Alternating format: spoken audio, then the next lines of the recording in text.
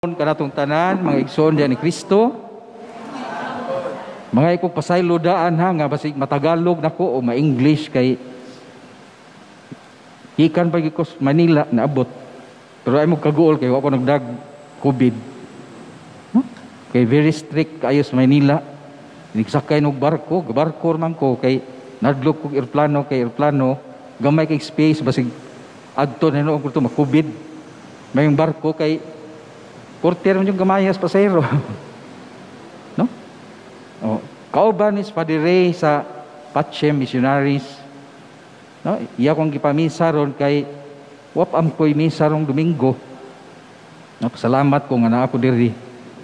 Yan, pagkita ako sa simbahan nga abli niya, na nanimba nagandaghan although nag social distancing, nalipay kay ko kay dito sa Manila, ako sa Quezon City. Ang mga simbahan ito sirado. Online ang misa paita. Isirad ang misa looy kay Jesus. Ang nanimba to mga okra, mga ilaga. No? Way konpisal pagkaluoy ni Jesus. No? So marto introduction ako sa kung agikan ko sa Bohol, kuman Surigao, Dinagat Island, tapos Manila. Unom katuig dito sa Manila. Nagkaroon din ni anin ako ma-assign unom pud katuig. No? Mo na akong introduction pala lang. Father Alan Cruz, taga Tisa jud ko, taga Cebu. Bago ra kong napari 2008. DMD ka Father. Dito na Father Windil dito na sa Tisa pag ordinar nako. Dito ko nag Thanksgiving. No? DMD ka sa una, Father. Nagwara-wara. No? Yang Ginoo di kinari plano na itong tanan. No? Sag-asap ka dapit, sag-asap kang tago. No? Mabot ang higayon nga ang Ginoo naging masunod. No? Gatrabaho ko sa una o 15 katuig. By profession, electronics engineer ko, no? Ngonya, pero ang Ginoo kay namgi iyang plano god. Na di ta kabalibad. So, at least mga to'y short paila-ila nako, no? Sa itong Ebanghelyo, atong Ginoo ningon, may makuha ba ang tao kung maangkon niya ang tibuok kalibutan apan kawad-an siya sa iyang kinabuhi? Ito, no? Bungunahon na ko ba? Sa may akong makuha, no? Angkon akong tibuok kalibutan, yung naman mamatay rin ako. Nabi na to'y gimisahan ako sa Manila, ang iyang bana namatay, insik, putin datua. Ingon ko na yung bana nga, darling, inikamatay ako, ang tanan akong kwarta, himuag gold ha. Kanang postiso nga gold. Kanang pure yun. Way karat. Ayaw ng 24 karat, bati na. Ano yung karat ba nga gold yun pure? Tuod man, gipahimo yun ang kwarta niya. Karon gilubong, pagkaugma, bungkag ang iyang lunganan. Ano man, kawat yang gold, yang ngipon. No? Sabay, nabi makuha ang tao. Kung iyang maangkon ang tibok kalibutan niya, mamatay ra di ay. Okay ra og diri ta mamatay, ang lawas ra niya. Hasta ang kalag mamatay. Pagkaluoy. No? Karon tan-aw ra ni tabo sa tong kalibutan. Purti jong so much evil and wickedness. Nga naman, in times like this, virus, daghang kay mga tao na apektuhan, ngitag tambal, ang mga dato, gipangwartahan, lumbaan ay pangwartahay, di lang rin Pilipinas, kundi tibuok kalibutan. Tanaw unsa ka ngilad na gyud ang kalibutan. Nga naman siya, they were blinded, no, by the devil's lies. Kanang demonyo kay mangilad kaya sa wag sila buhaton, sige lang pangilad. Mano na nailad ang mga dato. No? They desire so much wealth and power and prestige. No? Nakalimtan nila. Ningon si Jesus ay,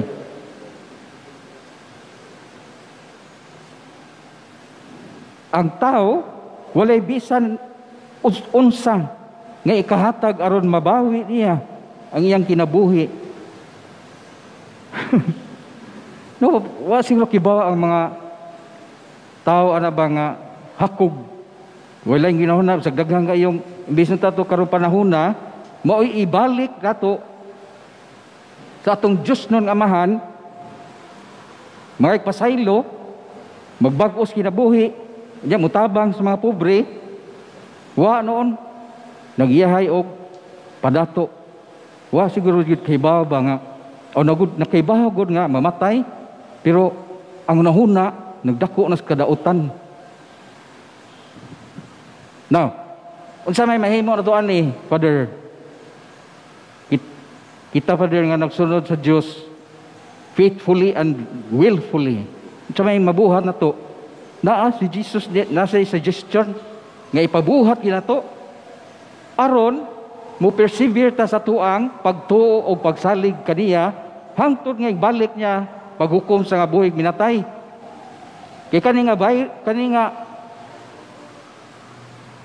kaning gibuhat ron nga mga kakog sa mga dato nga nagpakadato, no? Ginaw na lang kog lingon, virus man eh, infectious ni, mas labaw ko ni sa corona. May mga corona kay infected ta, mamatay ta, tuon tas Ginoo.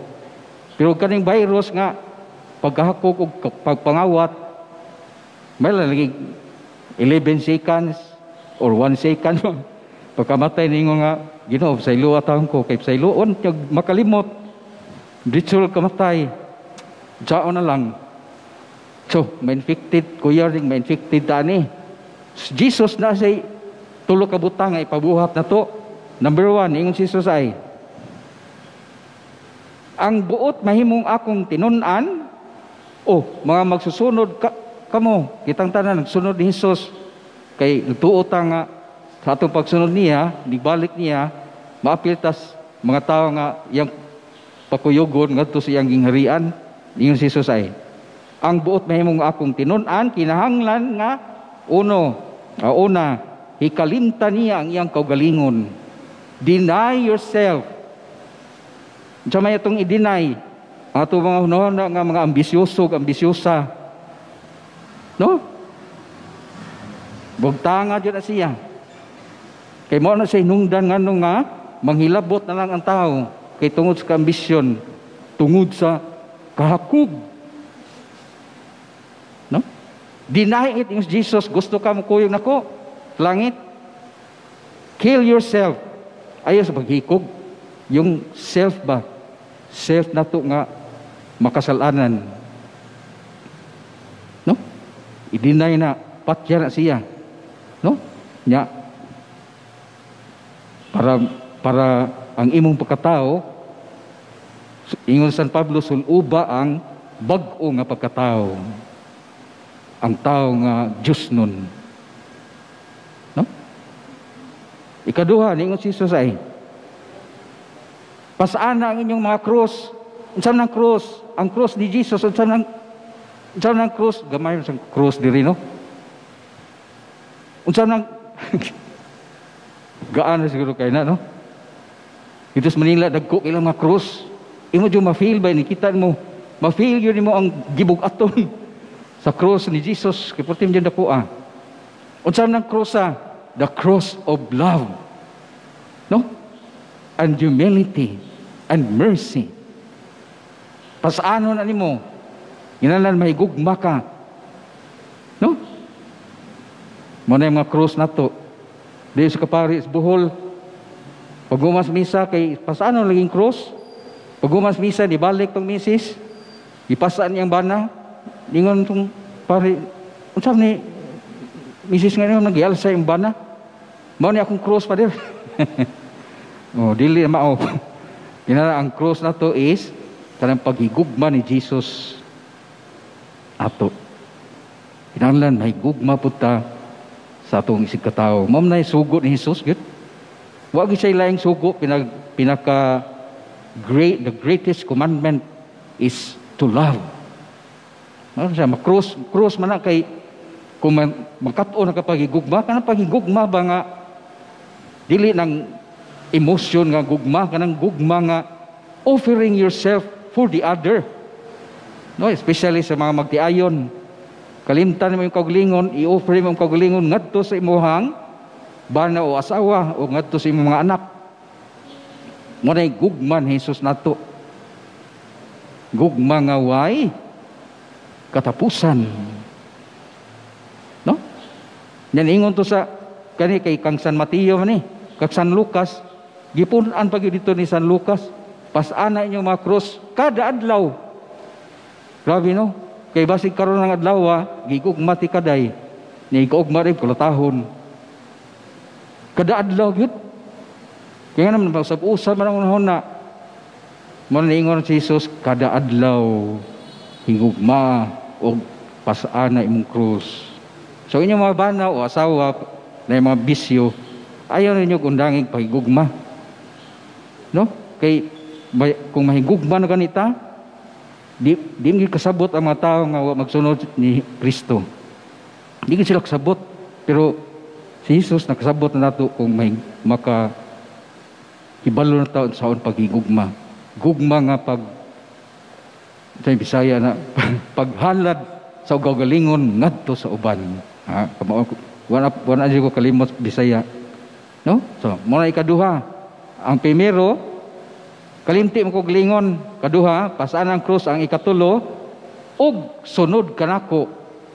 Unsa may isunod nato ni Jesus ang iyang pagkatao nga mapaubsanon og mapasayloon. The life of Jesus of humility and mercy. No? Kaya man yung hinungdan kung panghambugiro ta, bisag di tinuod, may mo ng hipokrit. Bantayan siya, no? So muna siyang tulo ang ipabuhat ni Jesus na to.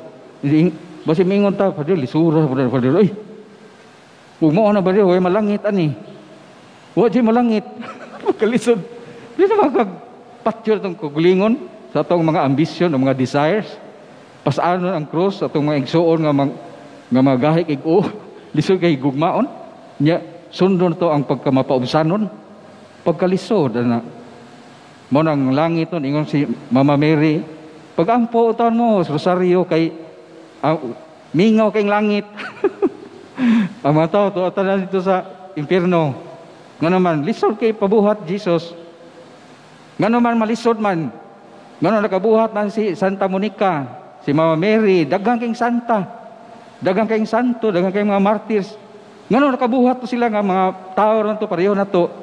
Because they always ask God's grace. Ang grasya rin Ginoo mga igsuon. Makataba na to. With our will, no? And with God's grace, we can do it. Kinumdong mo ni Simeon, katubang nitabang ni Jesus og alsas cross. Pag primero, he was so hesitant na alsahon, kay tanaw niya bugatan ni krusa, di niya madana ko. Pero sa diyang decide siya, daw decide yun siya nga alsahon ni nako. Pag alsa niya, bugat yung tinood. Pero nga nung naabot man niya dito sa Kalbaryo, how was he able to do that? Because of his faith and will and the grace of God. So mga igsoon, sa itong kinabuhi ron, no? Nanuman na ito, hapit na mabalik si Jesus. Kaning virus, sign ni siya, kaning COVID, sign ni, nga, mubalik na tas Ginoo. No? So kinalan, buhaton to na ito, iyang gusto ipabuhat.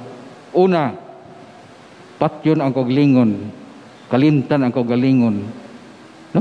Kaduha, pasanon ang krus kadadlaw. Katulo, sundo na to si Jesus iyang kinabuhi nga mapaubsanon o mapasayloon o manggiloyon. Amen. Sana no, makuha lang nato kung kada adlaw po tagasigig ampo. Ayaw lang kausar sa usak semana. No, kaya ang atong kontra demonyo 24/7 murag smart o globe. No?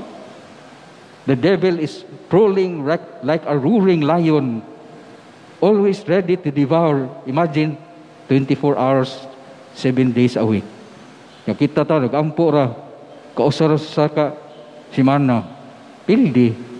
So dapat mag-ampo, asking God's grace, no? Yan by our will, do these things para dili malayo, kundi